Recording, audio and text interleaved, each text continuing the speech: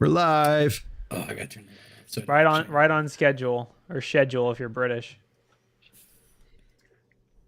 It's a big crew today. This is like the skeleton crew. Ben, you're gonna have to talk. Ben, I want you to turn your talking capabilities up to 5,000%. 5,000 times 0 is still 0. I need I need you to get to webcast levels or bartender levels. Webcast level hype. I was always one of those people that was like more of a receptive and playing off of other people than an overhyped person behind the bar. I was the chill guy. That sounds nice. We need more of that in the modern world. People that just don't have to talk. Now I talk too much, so I need you. It's like Twitter. We're like people. What do people? We almost have Team Purple and Team Red here. Oh wow, yeah. Yeah, Ryan, where's your purple? You guys both have a circle on your shirt. Or this three is of you have a the circle. purple team platypus. I'm actually blue, but you could pass it off. Oh, Ian's here. You could pass it off as purple. Really, you can pass off a blue team as purple team? I think marketing. If I color correct the camera maybe color wrong. corrects real quick. What's up, Ian? And Noah's here. Everybody's showing up right on the buzzer. You guys know that this show starts at 1:59 Pacific time. Or that was everything about what I just said was just wrong. That's funny. Yeah, I was about to say it. I mean 12:59, but I can't read. All right, we're a lively bunch today. Ian's muted, I think. I feel like Ian's messing with his mic. That's my theory. Yeah, he is. Yeah, I think Noah's just staring. Yeah, Noah's also messing with his mic. They have the look of troubleshooting. I know the look of troubleshooting. Okay, I've been working remotely for years. Hopefully, it sounds all right because I'm, bad at showing up to the, pre-practice stuff. It sounds that's great. The best honestly. you've ever sounded, I have to say. Yeah, you've got an actual mic in front of you or something. It's new copy.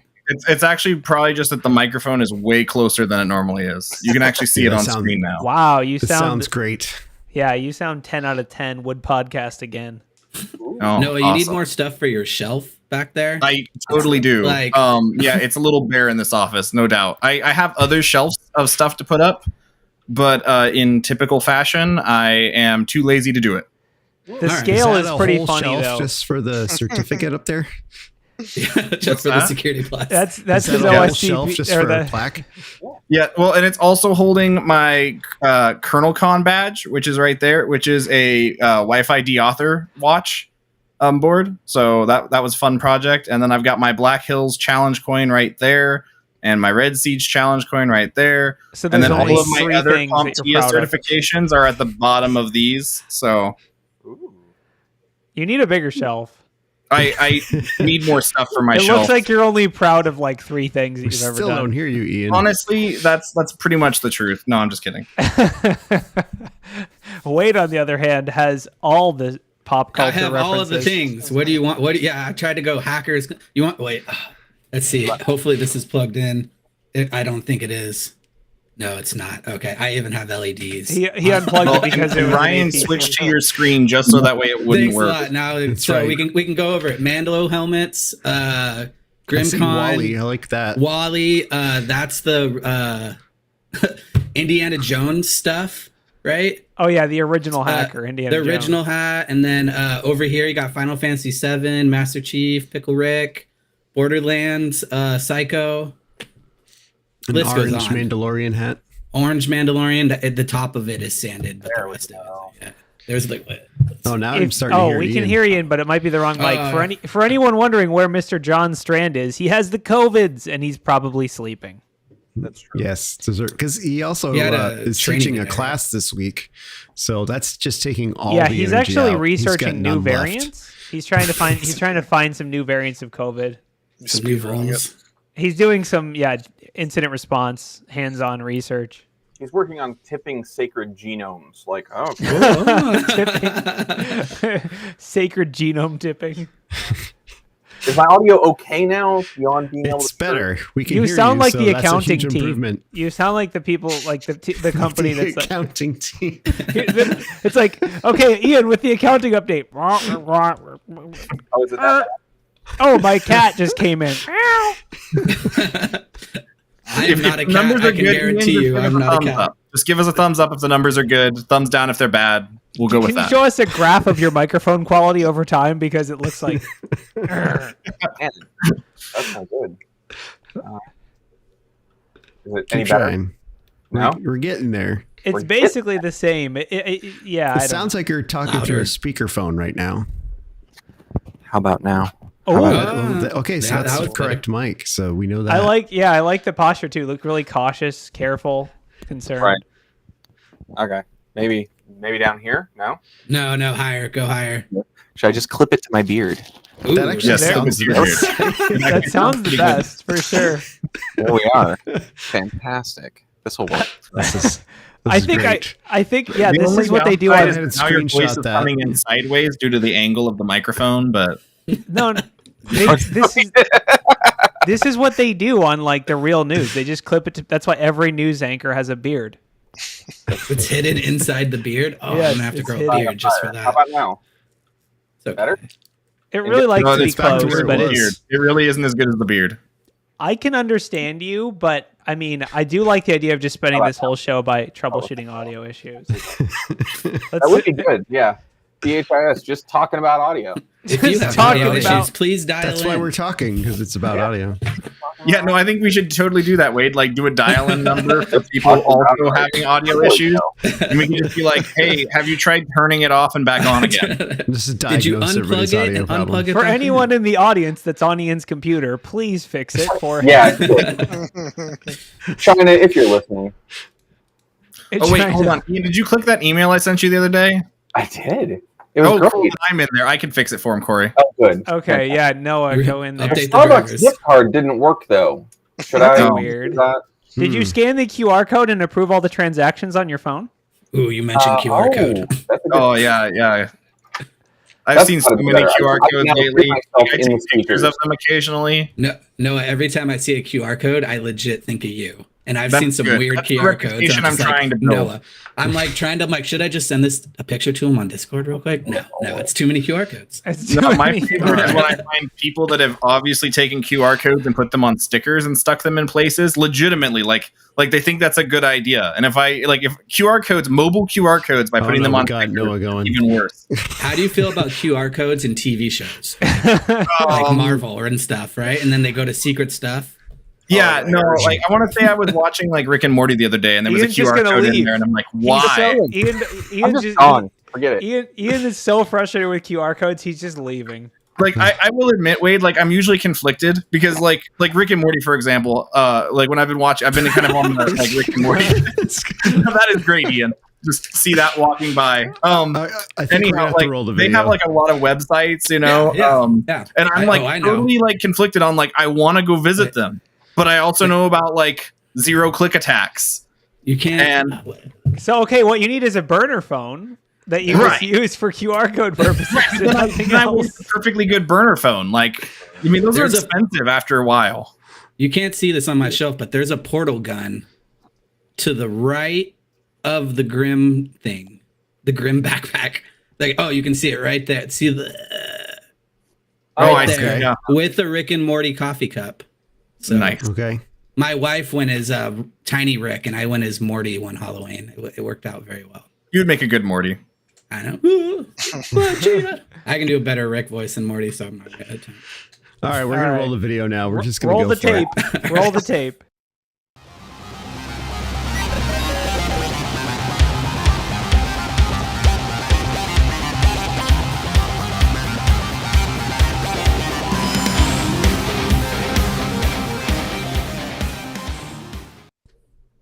Welcome to Black Hills Information Security. Taco about the news. Wait, is this a taco show? No, this is a news show. It's a news cart.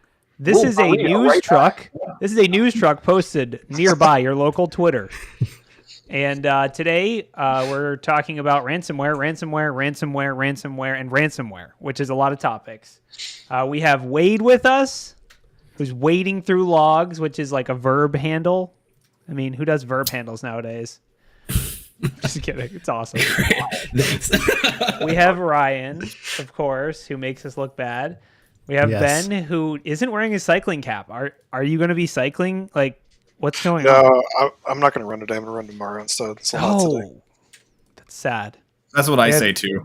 I feel like we I should have update Ian. I need a Twitter next to my name too. Everyone else has got one. No, I don't have a Twitter. Ian's here, not on a green screen at all.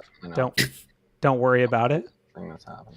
His microphone's not hidden in his beard. Don't worry about that yeah, either. for those who join, hopefully you can hear me okay. I've buttoned up. I don't know if this is cool or not. Is it cool? I don't know. It's cooler if you flip the collar up. Oh, there we go. Pop the collar. You need one of those Von Dutch hats from 2005. Oh, it didn't work. Oh well, it'll go. It'll happen. It'll just do. And then lastly, we have Noah, who's only 1 pixel. Yes. Oh, wow, that's a lot of pixels. It's a very defined pixel. He's moving. That's why he has such a small shelf. He's moving like he's pixel wide. He's moving like he's more than 1 pixel, but it says he's only 1 pixel. So did anything happen in the world? I hope not. Oh, and anyone wondering, John has COVID. He's not here. He's sleeping or something. Yep. So we have some stories. We do. I thought nothing happened. Nothing. A few things happened. Nothing whatsoever. It says Russian hacktivists are causing trouble far beyond Ukraine. I thought we cut off. I thought we turned off the internet for Russia. Did we not? Oh, remember I thought they disconnected, right? Yeah. The Iron Curtain. Did that go down? The Iron Firewall. Did the Iron Port Security go off? What happened? What was it? The Iron encryption wall? That was. No, that turned out to just be base 64. They're attacking Lithuania, of course, and weirdly not Ukraine. Obviously, they're trying to attack Ukraine, but Ukraine is kind of fighting back. So I guess they're going after Lithuania. So Lithuania cut off supplies that were going to Russia, and Lithuania said no. Russian hacktivists who are pro-Russian attacked and DDoSed the heck out of all the Lithuania's government. I don't know. This is just like a normal day. I feel like in Russia's playbook, right? Like something goes wrong, we DDoS everything. There's it's like their too default. new about this. Yeah, for sure. Yeah, it's their default move. Who are these Russian hacktivists that haven't already gotten co-opted and coerced into the government? That is a great question. Service? They probably are people living outside of Russia, right? I mean, if you work for the Russian government and you're a hacker and you hack someone with the purpose of helping the Russian government, aren't you still technically a hacktivist? Yeah, it's just a strange word to hear thrown around with Russian cyber activity. I feel like you don't see that often. Yeah, I would agree. It's a weird way to frame it as hacktivist. It almost kind of decreases the severity of it to say that it's not state sponsored. Yeah. It's state-sponsored hacktivism. State-sponsored hacking. Isn't most state-sponsored hacking technically hacktivism if you think about it? Well, what are you passionate about? Oh, we're hacking for our government's sovereignty. That's called not hacktivism. Hey, so you're a hacktivist. What are you passionate about? Putin not killing my family and children's. Doing what he used to be saying so that family will continue breathing is good. Yeah. That's exactly I'm really passionate about my family not being in a gulag. Right. So I never really thought about this, but hacktivism is just the act of hacking someone for political or social motivated purposes. So technically, nation states are as well hacktivists. So I mean, we have such crappy terms in InfoSec. Can we just like over? It's all like portmanteaus and just weird, like made up crap. Anyway, so I think the most notable thing about this is that they're still doing stuff. They're not just like, oh, tanks are exploding, we're focused over here. Like they're still going after their enemies, aka anyone that tweets at them. So this brings up an interesting question that I had in an international relations class. I wanted to see what you guys thought about. What would it take for a cyber attack to promote a kinetic response? Nothing. Impossible. Nothing? You don't think anything? No, because Ukraine got hit way before. I mean, right. That's my opinion. I think nothing. I don't think it'll ever. But so there's an interesting aspect about that. Like right now, cyber warfare sits almost more in line with like espionage than it does with like actual warfare. And so just like how if you were to have any sort of like espionage type activity, you can't really warrant a kinetic like attack on that without saying that like it's actual warfare. Because like in order to do that, you have to have a like thing for a reason to do it. And if they're like, nope, not that person who broke into your embassy and stole all those documents, even though they might say they're an American, but they're not, doesn't necessarily like warrant like I can send nukes at you all of a sudden. So likewise, we'd have to like declassify how cyber warfare fits into the grand scheme because it is sitting more in line with espionage right now. I mean, dude, the attribution thing is going to prevent anyone from pressing launch missiles. Like, Noah pretty much described the textbook to a T, right? So there's no real great deterrence for cyber attacks. But the one thing I thought about would be there'd have to be some type of compromise, either a compromise that caused severe destruction or loss of life, and Stuxnet. It would be attributed, right? No, but loss of life. Did Stuxnet? I don't know. I don't think I ever heard Stuxnet. No, you're right. Lots of life. Right. Loss of life is an interesting barrier. Yeah, or the hacking of a nuclear command and control system, so an NC3 system, right? That would be it, right? And it really made me think, just because I never really thought about that before. So, okay, hold on, though, because technically isn't that kinetic? If I'm causing loss of life and launching nukes, it's a cyber attack, though, right? So the cyber attack goes into the kinetic part, which is where the lines start getting blurry. And then the side part is, like Corey said, the attribution. You're never, like, how would you attribute that? And this goes to another step.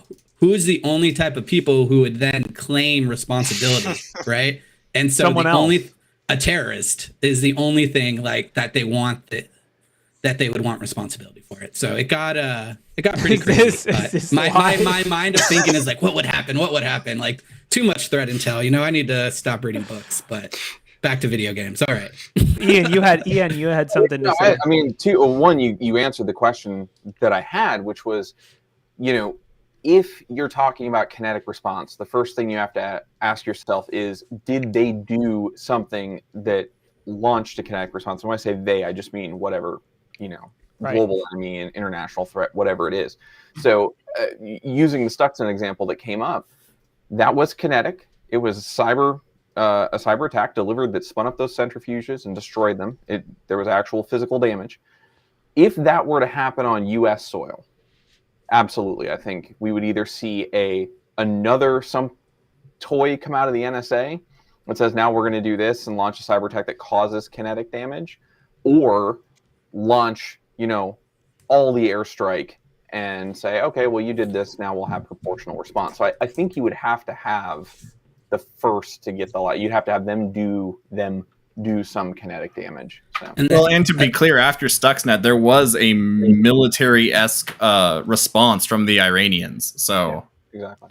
For sure. I don't know. I think what it comes down to is it's always a mix of different, like, I think the kinetic thing is like a spectrum of like, well, what is kinetic? Loss of life is an interesting barrier to put in place. Like Stuxnet was a kinetic attack. It did destroy physical things. It wasn't just like your servers are down, but it was like, no, you know, it didn't disperse toxic gas. Although I think there was an instance of that where like someone tried like almost dumped a bunch of bleach gas or something.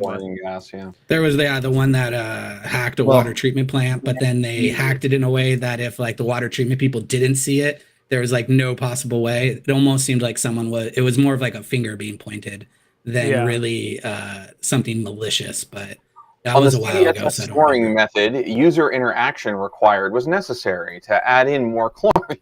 They sent the thing, and the guy's like, I don't know. Please add additional weapons. Yeah. Not to necessarily beat this to death, but one other thing you could add on is like, okay, hypothetically, say I am a foreign government and Corey is a foreign government, and Corey has drones that I just, you know, he's flying them around and I happen to like take control of them and land them at my airfield. Like I have not necessarily like cause loss of life, but then would that warrant it if I started like using cyber attacks to steal military equipment? Yeah, and then a Tomahawk missile comes in and blows up that drone so you don't get it. That's what I would assume would be the next logical step, right? Right. So it gets pretty interesting. Yeah, it gets pretty, exactly. Proportional response. It goes further and further, but I still think like how many, I think Corey, did you're the one who said, or no, Noah said that Iran, there was a military response to Stuxnet. And then that leads, how many responses have you ever seen to a cyber attack? To that? Well, so like, someone in chat posted an example of like Israel bombed a Hamas hacking like center. Oh, yeah. Which is like, I guess I would say like that's been kinetic forever. It's always been a kinetic war. So like picking, I mean, not to be crass, but it's almost like they're like, what are we going to bomb today? I don't know. We geolocated this IP. You might as well hit it. Like, I don't, you know what I mean? Like it's inside. To me, this is making an article out of a routine thing, but it does bring up the thing of like a computer hacktivist group is a target, right? It is not like you don't only target munitions depots and, you know, missile silos now. What was the last big oil pipeline? The was Colonial? Black Colonial, right? Yeah. So I remember Biden actually made a comment saying that they were going to try to do something about that. And then whatever ransomware group, I think it was Dark Side, but I can't remember off the top of my head, actually went down. But then the US government's like, oh no, it wasn't us. But they actually did get hacked. So that leads me to think sometimes there is, and we just don't know about it, right? You're not going to reveal those espionage secrets, as Noah said, because cyber just fits in the espionage and not the forefront of war yet. Yeah. Whereas Well, in Russia, like Corey said, he's like, well, just to correct it, not to be like a word crazy person, but I said military-esque type response from the Iranians. Okay. The Iranians never claimed that they did the response. It just so happened that a bunch of like pro-Iranian propaganda and like defacement happened on DoD government web servers, you know, but they never claimed to take response for that technically. them hacktivists again. Yeah, I think the attribution thing. Government. I think the attribution thing is really the biggest thing. It's rare to have two governments that are explicitly hacking each other and both taking credit for it. You know, I don't think it'd ever be fair for a company or you know, a individual in a country to be like making an action that provokes a kinetic response.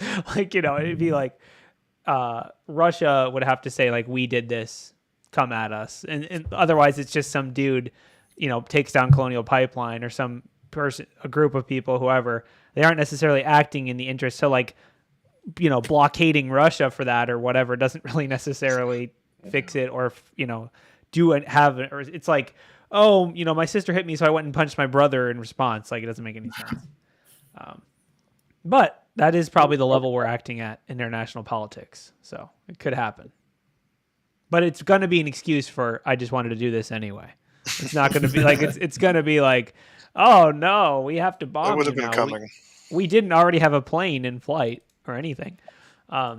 Katie Villa brought up a really good point there, but the Colonial hack was against the billing server. Colonial shut down the pipes because they couldn't bill the orgs. I thought that was actually the funniest part of the whole thing. It's not that they stopped the pipeline. Oil would flow.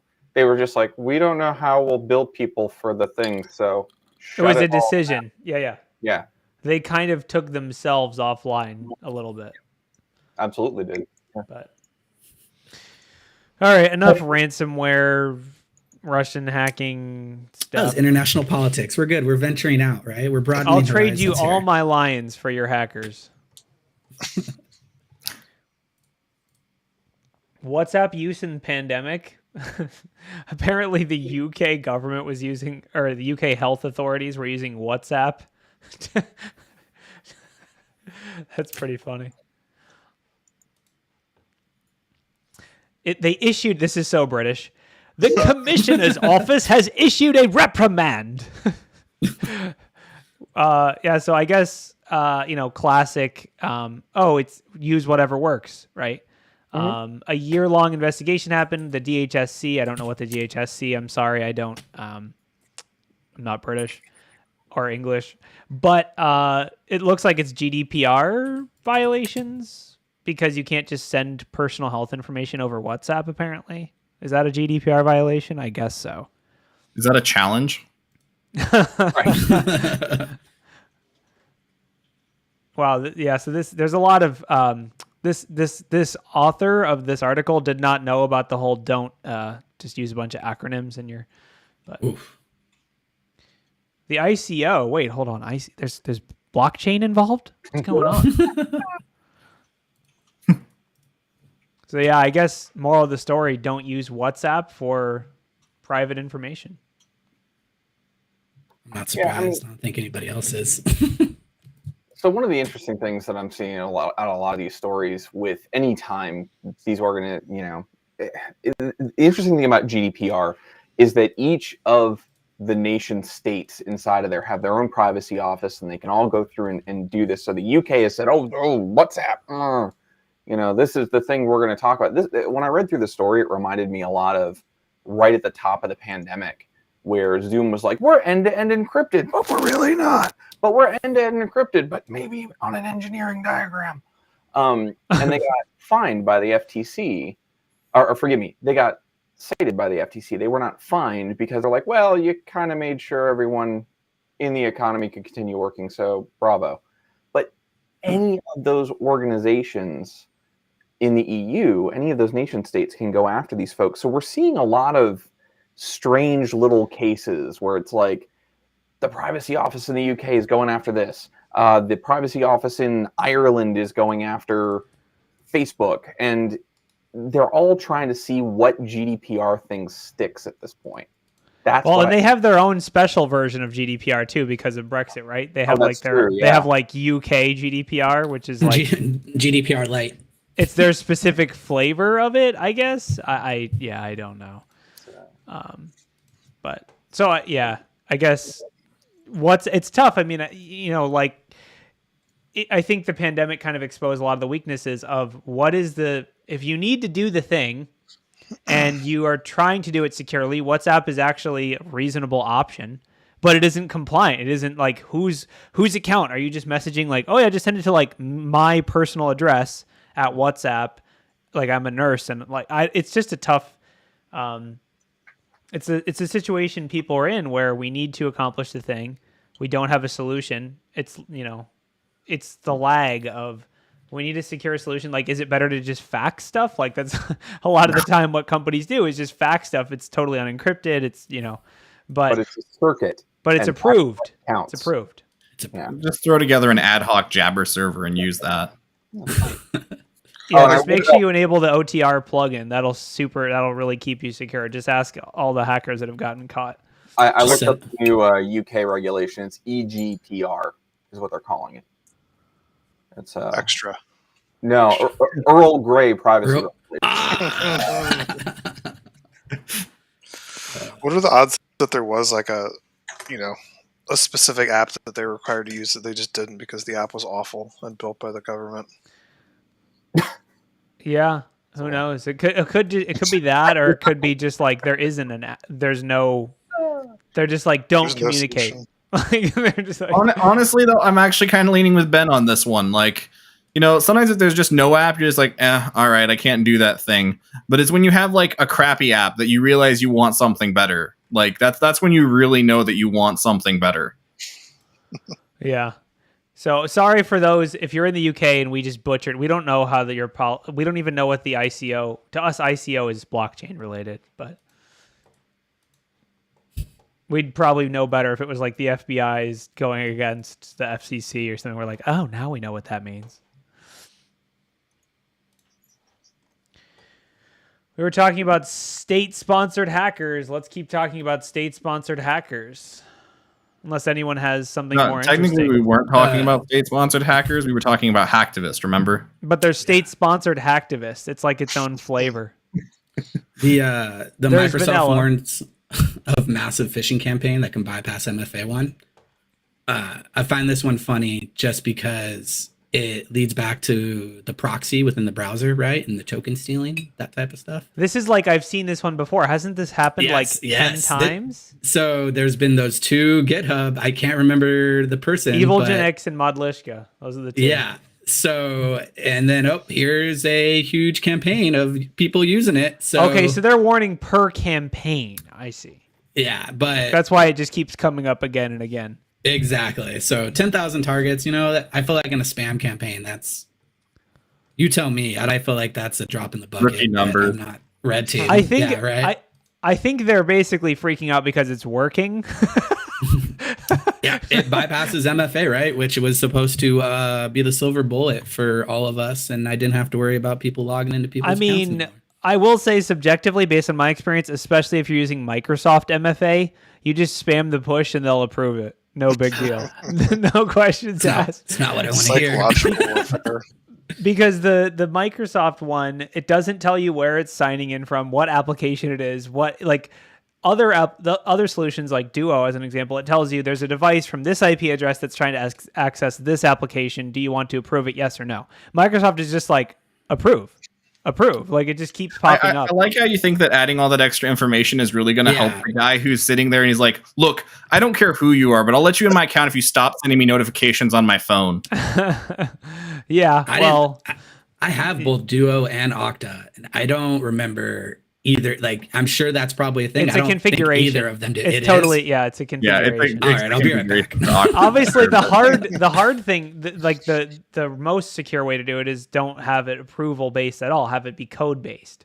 So I can't, But this whole discussion is kind of a red herring because the whole point of these attacks is you log in with your valid credentials. I steal your session cookies. I'm you. I don't have to do anything with MFA because you did your own MFA.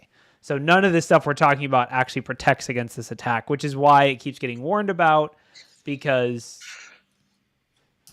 it's is the only protection user training?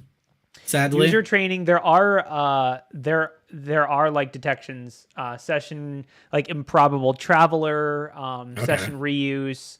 Like I'm gonna tell you this right now: improbable traveler never works. That is like I don't think I've ever. It's hard to enforce, and as a blue team, like I don't think I've ever seen an improbable traveler work out and become a true positive. Keep in mind, always some weird stuff. But. This is for session management. So okay, that's a good point. Like we're not talking about rolling a credential or triggering incident response. We're just saying, Microsoft, you're far away. We're going to kill this session token. So which is like much more doable than saying like roll the account, So I'm thinking the improbable traveler alert rolls in, right? I check the IPs. I geolocate both of them. See, so-and-so just was logged in from California in 1 second and now is logged in Bangkok. Yeah. And what do I do? And 90% of the time, you're going to hit up the user and be like, hey, like, what is this? And they're going to be like, oh, I don't know. I'm like, close the ticket. Probably was like a scanner or something. For sure. It should be automated. Like, that's just me logging in from my home computer that I have hooked up via TeamViewer. But, don't worry about that. Totally fine. I have NordVPN installed, and I turn that on and reroute so I can watch Netflix in Bangkok. I'm like, oh, all right, cool. Yeah, I mean, it's definitely MFA is one of those things that it's useful, but there are attacks that quote unquote bypass or just avoid it. And this is one of them. All the other traditional security things we talk about all the time still work. I mean, defense in depth, detecting the phishing email, blocking the phishing email in the first place, responding, blocking the URL in the proxy, having user awareness for reporting the phishes. All this stuff still works. It's just, you can't just, I think it's just Microsoft being like, just because you have MFA doesn't mean you're safe. That's kind of I feel like that's how products have been sold, not real. So definitely, no, it's a good ending on it. But this is totally this is totally deja vu because this same press alert, the same like, hey, EvilGenix works against Microsoft, has happened multiple times. I will say Microsoft specifically, they do their own reputational hunting of if you have Office 365 publicly exposed officially like EvilGenix or Mudlishka, they will hunt you down and issue a takedown. So just as like a fun little, Microsoft is aware of the reputational impact of this attack. They don't have like red team allowed checkbox here type of stuff. They'll issue the takedown request. It doesn't mean like registrars or people will respond to the takedown request. Oh, okay. But they'll say and we use DigitalOcean at BHIS, but they'll say DigitalOcean will send you the ticket. They'll be like, hey, is everything cool? And you're like, yeah, it's for a security assessment. But they'll send you the takedown notice from Microsoft, and it's like you are using Microsoft products and maliciously, like don't do this, etc. So I used to do the same thing when I worked at a server farm. I used to have to send those to clients who were downloading torrents. Yeah.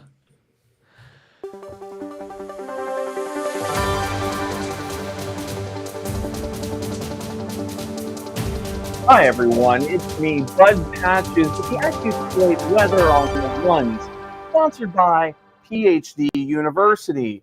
PhD University's College of Arrogance is enrolling today for mansplaining, logical fallacy, confident ignorance, mental gymnastics, advanced futification, and counter-objectivity. If you're looking to berate someone saying that your research is well above their ability to understand because you only have a BS, PhD University's College of Arrogance is for you. Enrolling now for fall. Now, going through the weather here, we have Monday today. The pew pew level is at a high. There was a range of wild change fires across the entire internet from organization to organization. So if you haven't checked in your CMDB and with your change board to see what happened over the weekend, that bug you've been chasing all day, well, might have been from an upgrade. Now, moving into Tuesday, the pew pew level remains high because now people are seeing all those CISA notifications regarding the phishing exercises and the phishing campaigns that are coming out that require that patching. So if this is your first time hearing it, you're probably already too late, but guess what? You're going to be spending the rest of your week buried in this.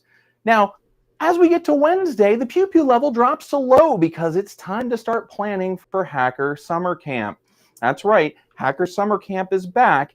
Yes, there's still COVID. Yes, you still need to be careful. But after the last 2 days, you're just going to sit and try and think about all the googly eyes you're going to put on Caesar's properties. Now, as we get to Thursday, pew pew level's back at a high because we have potential total economic collapse. If you've been paying attention to the crypto markets, Twitter, and all kinds of other IRC boards and strange people living in their basement talking about the economy, you know that Jim Cramer is going up onto stage and ringing in the NASDAQ bell. And frankly, he is economic poison. So as that happens, be aware your job and everything you love in society may fall around you. Which takes us to Friday. We're going to have an ice cream social just to make sure that as everyone survives the oncoming dystopia, you remember that you're a valued employee at this company, and we're going to need you to double your efforts because we're laying off half of the team. So ice cream party for everyone. Forget what we said about that other piece and have a great weekend as we roll through. That's been the Accussploit certified weather ologist. I am Bud Patches, and remember to visit PhD University because you can't talk down without getting a degree up. Back to you in the studio. Wow, Bud, I cannot believe the patch pew pew level is high 3 days this week. I mean, that is basically a pew wave. Yeah, I'm ready to go into the office for that ice cream too. I am coming in. Yeah. It may be a 2-hour drive through traffic, but I'm coming. It's an absolute high pressure system of high pressure micromanagement just flowing through the entire email system and MX records. You will see it across the board on every possible communications channel. I wanted to say I have bad news. I actually reported that invite for the ice cream social as phishing, and your account has been disabled. Oh. Okay. Well, we'll have more ice cream then. It'll be more of an ice cream sitting in a corner crying while thinking about all the things that we have to deal with as society collapses around us. It's fine. Thanks, Bud. Thank you. Back to you. All right. So with the pew pew levels so high, I don't even know how. I mean, how do we continue with the pew pew levels? Like, I have a segue. Oh, perfect. So one time I was doing a social engineering phishing campaign for a client like 3 or 4 years ago, and we did a campaign where we told them that there were going to be free in-office chair massages. So obviously this is pre-COVID back in the day, and we gave them a link to like a Google form to sign up for the in-office chair massage, where they would have someone in the lobby or something. And it worked, and we got a lot of good results and like pretty good interactability. And then we went back to that client like 2 months later to do more work for them, and we talked to the person at the front desk, like their kind of like, I don't know, events coordinator or whatever type person, and he was so pissed because he actually had been scheduling a legitimate in-office chair massage setup for like a month after we had done the phishing engagement. And so when he sent out the email about the real in-office chair massage, no one in the whole company really showed up because they thought it was like just a rehash of the phishing campaign. And we had just like wasted so much of this dude's time. I felt awful.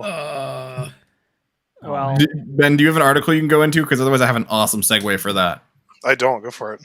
Okay, so speaking of giving information to people for just no reason whatsoever, I did find out that there's an article about one of my favorite companies ever, Amazon, and how the Ring cameras, police can get a warrant to view all that data off of your Ring cameras. Oh, yeah. So, yeah, Wait, I mean, Amazon doesn't respect our privacy? This is yeah, a huge I mean, shock. surprise. Who would have thought that? That is crazy because Not they me. have such a precedent of not just handing away our data for free in the past. Yeah, I mean, right. Or you know, like giving you $10 for your fingerprints or something. You know, Yeah.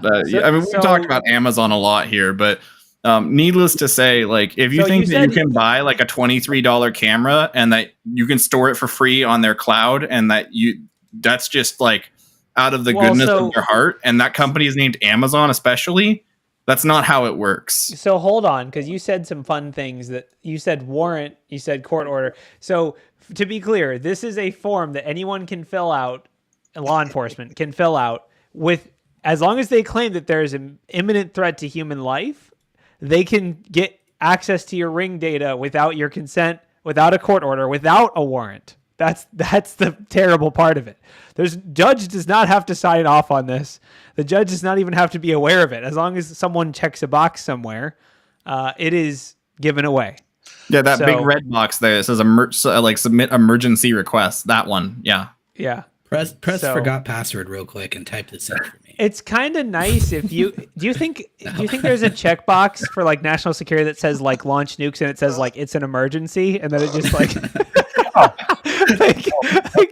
I mean, this is just, I mean, we've said it before. Amazon does not, their compliance with law enforcement has been at times heavy-handed, and at worst, like the whole facial recognition thing from years back, where they're basically giving a bunch of this data away to law enforcement. I guess I'm personally, what classifies as law enforcement would probably make me really uncomfortable. The scope of how many people can claim they're law enforcement and can access this Amazon law enforcement portal, I don't know. But this is obviously I have a PI license. Does that qualify me? I guarantee you the ACLU lawyers are freaking ramping up and high-fiving each other right now because this is going to be a disaster. Like, obviously, I guess the legal onus is ultimately on the law enforcement people who are lying, saying there's an imminent threat to life. But like, it brings us into the digital discussion of like, okay, so if you approach someone's house and you hear gunshots, you're allowed to go in because like probable cause. But like, I don't think that works with a web form. Like a web form isn't like. So it also goes in with Echo and Alexa's at the very bottom. You have to opt out. So what if you didn't hear that gunshot? The Alexa heard the gunshot and recorded it for you. Right. Well, the Alexa sent the report in on behalf of the police for you. Can someone run me through what is the scenario here? What is someone's house on fire and they need to watch their doorbell? Like what is going? No, that wouldn't mean necessarily law enforcement. Like that would be, you know, I feel like this would be like if you want to like, because you can put these Nest cams like inside of the house.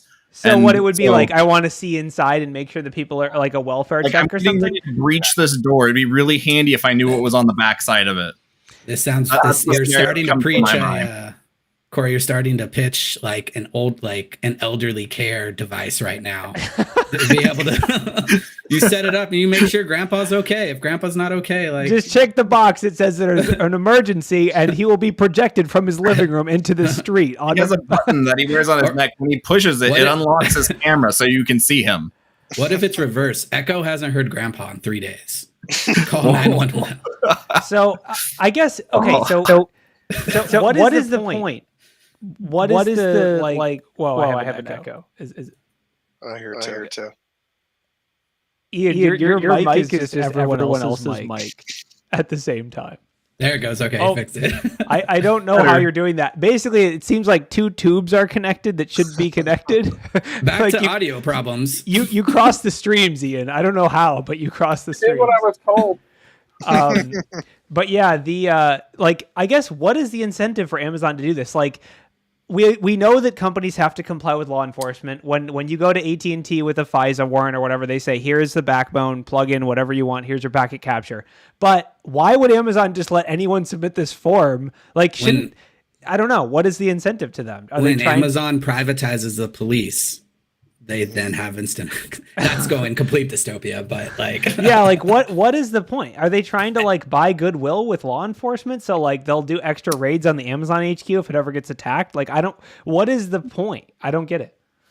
You get favors among government agencies, so that way when Amazon makes it so that they can sell an internet service that's relayed through all the Alexa devices connected to your home network, the FCC just turns a blind eye to it and goes from there. Who knows? I mean, honestly, I love how cynical the answers are because they all seem feasible. There's two answers, right? There's one that we've seen, and that's they are monetizing this 100%, right? Mm-hmm. So there's no shortage of law enforcement agencies that realize it's easier to go buy marketing data than it is to get a warrant. So they just write it into their budget. So all that advertising data that says like what websites you've been to that's been anonymized and whatnot, that's already happening. So that vertical for making money for Amazon is there. The second thing is it generally doesn't have to do with the house of the person that has the ring. It's the one across the street. So if someone says somebody broke into my house, they want to see the ring camera from across the street to see, can we get a license plate? Can we get better footage of them avoiding whatever cameras they have at the other house? So that's what that is. Now, to your other point about it's an emergency, I'm going to be really crass here, and I apologize for those who maybe are law enforcement in the crowd, but this is going to be the I smelled marijuana in the car. Like, I smelled bad packets or something, and so as an emergency, someone could have been in trouble. It's so, emergency is such a subjective word, and I'm sure there's going to be like 4 days in court where ACLU and Amazon go back and forth about what defines an emergency. But like, I just can't, is it an emergency if like my wife is cheating on me? Is that an emergency? So I know you can't. I'm wondering how long they keep the door. So I know you pay for like extra length of videos, right? So now my next question is, if I delete, because you can go in and delete videos in Ring. Oh, sure. What's Amazon doing with now I wonder, like, are you actually deleting the videos or are you keeping them in case something like that happens? They're definitely keeping them. Right? Oh, yeah. Well, they're keeping them enough to mine the data to figure out whether their Amazon driver actually delivered the package. Like so many birds. Or check your T-shirt you're wearing as you walk in, so that they can try to sell you stuff. Because Wade likes to wear Nike, so quick, let's throw some more Nike shirts up on his profile, as well as a bunch of other stuff. They're going to see that I've recently bought the BHIS summer collection. So I think the one of the craziest things is like in this article, over the past 7 months, Amazon provided this person's private videos to law enforcement 11 times. Like, does he live across the street from whatever lady? Like, I don't. What is happening across the street? He has 11 emergencies in the last 7 months. Does he live across the street? I just give the cops my account info. Here's my account info. That's you do need it, obviously. Like, can I get paid distribution? Can I put up cameras around my house and the cops pay me for that camera, or do they just always take it? Right? They always take it for free. Man, how do you? You can have your own cops, dude. You can have your own cop show.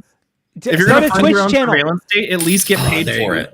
Start a Twitch channel. Start a Twitch channel. It's just a permanent stream of your live camera, and it says, this is crime happens here, or whatever. Like, I can't believe that this is their privacy policy too. It says they've stated they will not share customer information with law enforcement unless there's a consent, a warrant, or emergency.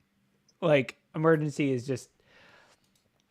That's also it's intentionally vague. It's intentionally vague. Yes. Exactly. And everything's an emergency, right? Like it's an emergency if I don't like someone and I want to snoop on their house or it's an emergency. House. It's like 5 minutes till 5 and I really want to go home, but I have to finish this paperwork.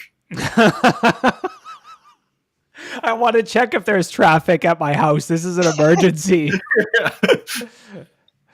Yeah. Oh, yeah, that's a disaster. I guess what is the moral of the story? First of all, every company, if it's cheap or free and you're like, wow, that's a really good deal, it's probably you that's the product. But maybe get your own cameras. And also, really, and I think this has been a security theme for years, if you don't want it disclosed to law enforcement, cover it up. Like if you want to be private, cover up the camera. Don't put the camera in the bedroom. Don't whatever your level of comfort is, a cloud-hosted camera solution in your bedroom should give you the heebie-jeebies. Well, I want to say, I think it was Amazon that was making a camera that was a drone that when you left your house, it could like fly around and patrol your house for you. Like, or it was Wise or something like that. Like, yeah. Yeah, it was Amazon. The dystopian. Yeah, now imagine that, feeding your information to the police. I feel like, so I for years, I said like the company most likely to go Skynet was Google. But now I feel like it's kind of, the balance has shifted. I feel like Google's kind of just like, they've stopped announcing their projects because they were too creepy. And so now that it's just Amazon. It's because they already have gone Skynet. That's why. Oh, no. Oh, no. Yeah, remember that whole research where he was convinced of it? Yeah. He was chatting with them. So there's an emergency I need to say inside the Amazon data center. Do you think I should just submit this? No, I'm just kidding. Skynet. Imagine the like security implications if you can just any client be like, there's an emergency, I need to see their entire camera system. Like you're like physical pen test enabled, easy. The only thing that would be like more useful is if you had like a massive delete button and you could remotely wipe that as well. But in the same vein, there's an article about cops in San Francisco have requested real-time access to private cameras. So not even just recordings, but real-time access. Let's take this dystopian future one step further into Blade Runner 2049. Doesn't the UK have the largest camera system and they watch it on real time, right? Like, yeah. Isn't that 1984? I'm sorry, what? Even that UK one though, Wade, it's like it's all CCTV. This is literally like you're literally funding your own surveillance state. That's the part about it that like freaks me out the most. I'm like, not only is it a surveillance state, but I'm paying for the equipment that you're using to spy on me. I refuse to do that. Yeah, I'm gonna go total devil's advocate. What if we deserve it? No, like people suck. Like, I don't know.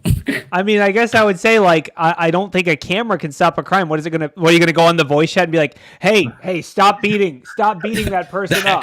Like the Amazon Echo will say, we're watching you. We're watching. It doesn't stop anything. All it does is compromise people's privacy. Like, dude, what are you gonna do with real time access to my cameras? Oh, there's no one in the garage. Okay, cool. Like, I don't understand it's just a compromise. It doesn't stop any crimes. All it does is just let you prosecute people for stuff. I don't know. Just think how much money the city can make though when they turn all of those cameras into speed cameras with the new speed camera like firmware upgrade and stoplight camera upgrade. Now we can just send tickets from all of these cameras. It'll be fantastic. My God. That is seriously like I could see parking tickets like, this parking ticket was issued and then the picture is just a picture from your neighbor's camera. It's like, no.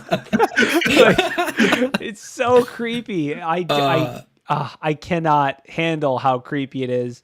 I mean, I think it's the classic thing of like the thin end of the wedge, right? First, we started with Patriot. We're like, there could be terrorists calling each other on the phone. We need wiretaps of every phone. Now it's like, there could be terrorists talking to each other on PlayStation Network.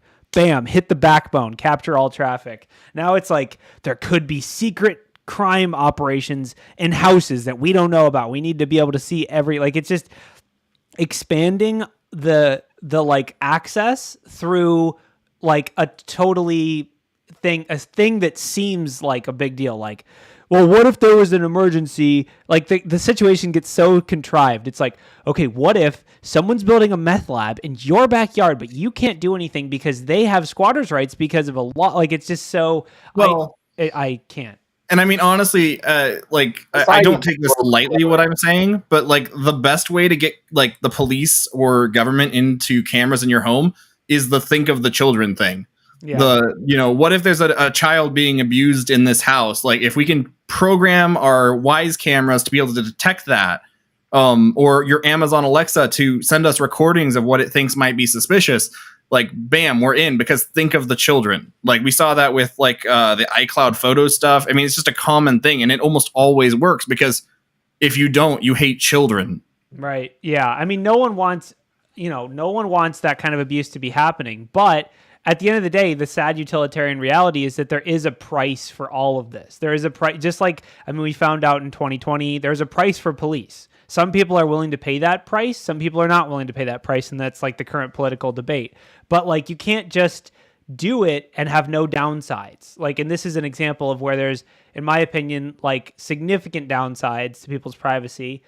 And it's just like, I mean, obviously, like you said, we're funding our own surveillance state. And I think the scariest part of it is that it's another step towards it's not even your personal choice. Because if your neighbor has a camera that points into your backyard, or if your neighbor has a camera that points into your front yard or whatever, if you don't live on a 100-acre plot of land with woods in every direction, they're like, that data is not even yours to necessarily protect. Like if someone does have a video recording of your house, that is not like, I don't know. It'll be interesting to see if there's ever. You just hit on the exact point. And I mean, I know we've been talking about the story for a while, but this is what I was saying about law enforcement purchasing these things. It used to be if you had a video recording, you probably had like a VHS camcorder in your house, and you had a physical VHS tape, and there was no other angle for them to use other than to get a warrant. You could just tell them to pound sand, whether that's right or wrong, you could. Now, in this regard, they don't have to do that. They can just go to Amazon. They can get the data and perfectly, compressed and no artifact, whatever. And worse than that, it's probably already in your EULA that you have no recourse if there's believed to be some sort of law enforcement thing. And I guarantee you there's language in there that says everything to the effect of, data won't be turned over until there's been some sort of verification of law enforcement. And if there's a mistake, well, it was, as was said, to protect the children, stop the drug trade, It honestly might even be covered under the same thing as like Amazon reserves the right to share your video feeds with our trusted partners. Yes. Like 100%. That could probably hold water. I'm waiting for the DEF CON talk where the person clicks on that register for law enforcement and finds out it's like the funeral director talk, where suddenly anybody can be law enforcement. Right. So I have Ring doorbells and stuff, and I was gonna go like full, like jump full in the pool, put them all around the house. But I watch a lot of public freakouts on Reddit, which probably isn't the best thing to do for your like sanity. And for me, it was more of protection if anybody, even if it were, because I saw enough video of even law enforcement like breaking down the wrong door or jumping in the wrong thing and doing something weird. That was my original thought, was not just for like for securing myself, but I never thought about then the cops warranting that information. So this is a good talk. Yeah, and it's so easy as submitting a web form. I mean, they're like, it's insane to think that is the same as like having a judge sign off. Like, it's just like, I can't. It's spooky how familiar that web form looks to anyone that's ever bought anything off of Amazon. It's like the same login page. I need it same day delivery. I mean, imagine it's an emergency. Dude. Imagine like the insane, like, of course, I'm sure Amazon is piloting this program internally right now, but like automatic detection of crimes. It's like a gun has been detected in your living room, dispensing police to your location. Like, can you imagine? No, sounds like RoboCop status. What will happen, Corey? It's not like there's an entire video game where that's literally what happens. That's already predicted this, but Oh, sure. But no, what I'm picturing is, the echo going off like, ding, ding, a gun has been detected in your living room. Dispatching police. Did you know on Amazon Prime Day, 9mm 50 round packs are 50% off? I thought you were going to go for body armor for a second. Like you should try to sell body armor. Body armor would have been good too. I mean, you're right. You're right. That is what would actually happen, is it's going to be used to monetize it. That's Amazon's thing, is they're like, Amazon, like crime. Here's what they're going to do. Amazon law enforcement. We're running a sale on Hollow Point rounds, and there's been a 15% increase in crime in your area. Would you like to purchase additional? It's. Oh God, that's so gonna happen. It's already probably happening. It's probably like, oh, dude, I can get a tank same day delivery. Buy now. I was waiting for the premium law enforcement service. They'll deliver you all that video to you, and that's $3, but they'll do it out of Glacier in 12 hours instead of 24 if you buy the premium Amazon package. Can we end on at least a funny news? Well, yes. Yeah, let's talk about the art. You guys want to talk? I mean, I know it's an hour. Let's talk about R2D2. If we haven't talked about it. The ultimate social engineering, nerd dream story that just sounds like a fever dream. Mm-hmm. Too bad Ralph isn't here. This is the perfect. This is some Florida story for sure. So wait, does anyone can anyone run through this? I'm not super familiar. I read it last week when we were going to go through it. And the only thing, so yeah, he stayed on property. He broke into a bunch of different areas. He basically performed a penetration test up to and including taking this $10,000 R2D2 robot. And the part of this story that blows me away is he did it because he applied to be a security person at Disney, and he thought if he showed them what he could do, that they'd be more likely to hire him. This guy definitely watched Tiger Team. I mean, Tiger Team, like Joe Exotic's Tiger Team. Joe Exotic's. Carol Beth. Okay. This was a marketing. This is like a job interview for him. Yeah, really? Yeah. He also stole an arcade machine. So in the story of job interviews gone horribly wrong, this person now has the most.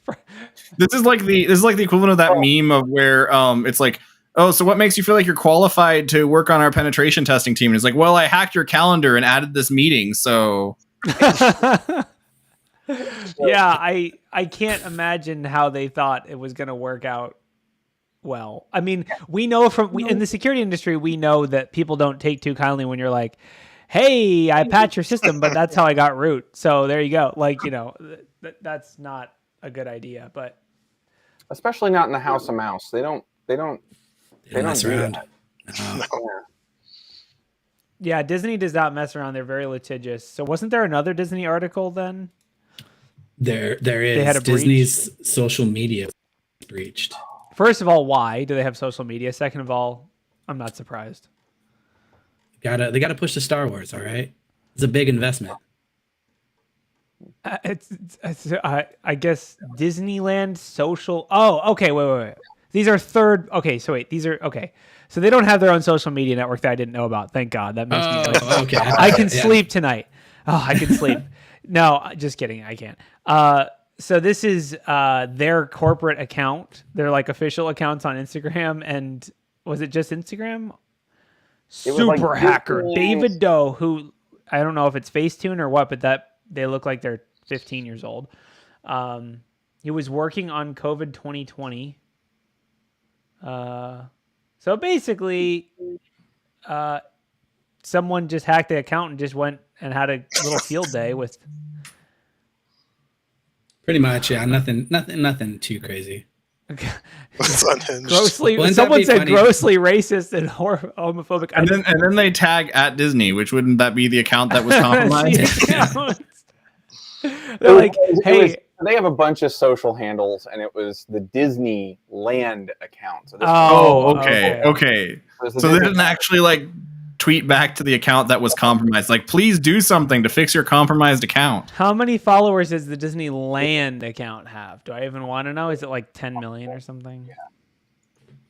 All right.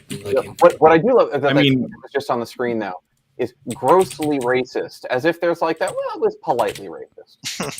No, I think it's an economic thing. So this is the amount of racism. If it hurts a trillion. No, I don't. 1.5 million followers. 1.5 million. Do you think it'd be really funny if like I'm pretty sure if David did post that picture of himself and he was the person, like he missed the biggest troll. I would have posted my friend's picture and just trolled him and subverted expectation completely and be like, hold on, let me submit. It's Corey. Well, Corey doesn't have a Twitter. Hold on, I'm submitting your face to the Amazon facial recognition. I'm saying it's an emergency. I'm gonna send a package to your house and then make sure it arrives. Ryan, can you zoom back in on Wade's face so we can all take a screenshot real quick? It's an emergency. Oh, thank you. This man is about to hack a multi-billion-dollar company's Twitter feed. It says terrorism was detected, Wade. I don't know why. Not again. I think it was hacktivism. It was probably keying on some of the hacker stuff in the background. It's the hacker hoodie over there for sure. It caught it. Oh yeah, I probably did it. So I mean, I guess I don't know. This is an interesting.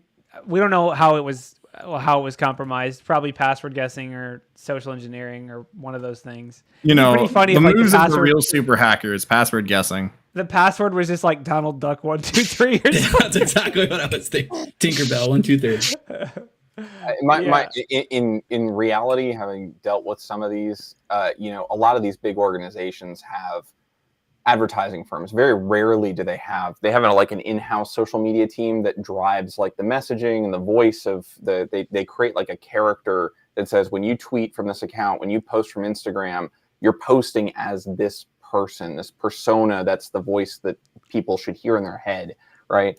And then companies are people. To advertising agencies who have like Hootsuite and all these other tools like Sprinkler and a bunch of like crazy multi-billion-dollar tools. Well, not for multi-billion-dollar companies, not the tools. There's probably like thousands of people that actually have access to that account, and one of them went rogue or reused a credential or something. That would be an interesting breach to compromise one of those people, and then just like have a gnarly amount of social media accounts that are all like big named, all tweet the same thing at the one time. David Dude's picture. That's what I'm saying. Just tweet it all at one time. Yeah, that would be terrible. It'd be almost like as bad as if someone were to start putting pictures of Jason Blanchard like out in the woods being attacked by bears on a Twitter feed. That would be terrible. Nothing like that. Who would do such a thing? I mean, last time Bill Gates asked me for Bitcoin on Twitter, I definitely knew that he was legit and sent him some Bitcoins. And I got 10 of those. Email? I got them all back. I got an email from the FBI telling me I was compromised and to contact them once. But my social I got the same thing from the IRS. Also, Microsoft said my tax return was rejected. Did you send them the iTunes gift card? No, Google Play. I think they. I don't think they at Disney. They definitely use the Androids more. So when I get those emails, I have a picture of a bunch of gift cards, and all it is fast food gift cards. I tell them I went to the store. Which one do you want? And I chat with them for like 10 minutes. And I'll put canary tokens and stuff in it, but it's hilarious.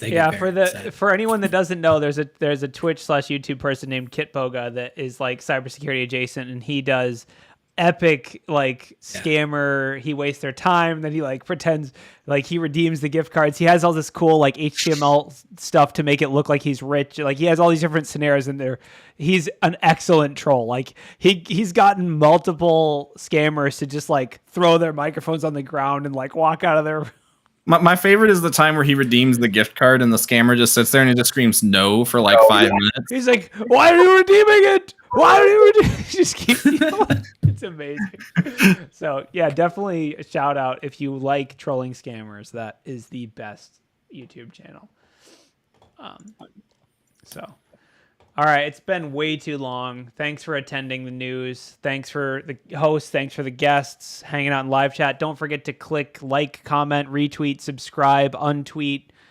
I don't really know how social media works, but smash that like Prime button. Subs. We're on Twitch now, Corey. Prime subs. Don't forget Prime sub that like button. Oh, I think I gotta re-up my Prime sub. Your Ring camera. All the money we use, all the money we get from Prime subs, we send it to the ACLU so they can sue Amazon. Wait, no, I'm confused. No, I thought we turned that into actual like sub sandwiches. The subs turn into sub sandwiches. Okay. Yeah. Thanks for coming, everyone. Don't forget to like, subscribe, comment, refollow, tweet, delete. I don't know. Do all the things. Yeah. If there's a button, just press it. Click the fish. We leave you with the sage wisdom. Scan the QR code. If Thank there you. is, but it's a fortune cookie motto. If button, press button.